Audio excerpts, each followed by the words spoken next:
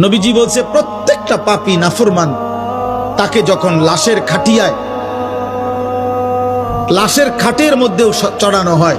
তখন কান্দে নিলে, কবরস্থানের দিকে রওনা দিলে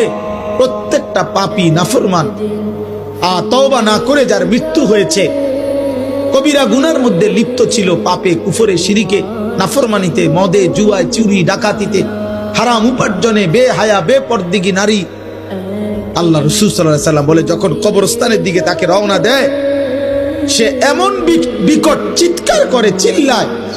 আর বলে ইয়া ওয়াইলাহা ইলা আইনা তুকাদ্দিমুন, এ আমার স্বজনরা আফসোস তোমরা আমারে কই নিয়ে যাচ্ছ, কেন নিয়ে যাচ্ছ? আল্লাহর নবী সাল্লাল্লাহু আলাইহি সাল্লাম বলেন, হে আমার উম্মত,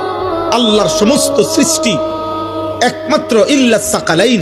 মানুষ এবং জিন ব্যতীত আল্লাহর বাকি সৃষ্টি এই বেঈমান এই নাফরমান পাপীর চিৎকার শুনতে পায়।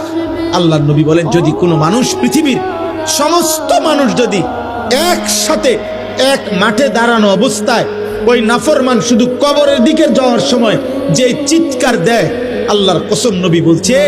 যদি ওই চিৎকার শুধু পৃথিবীর সব মানুষ একবার শুনতো তো সমস্ত মানুষ চিৎকার দিয়া বেহুশ হয়ে পড়ে থাকতো, আর এরপরে কোনোদিন কোনো মানুষ কারো লাশ কাঁধে নিত না।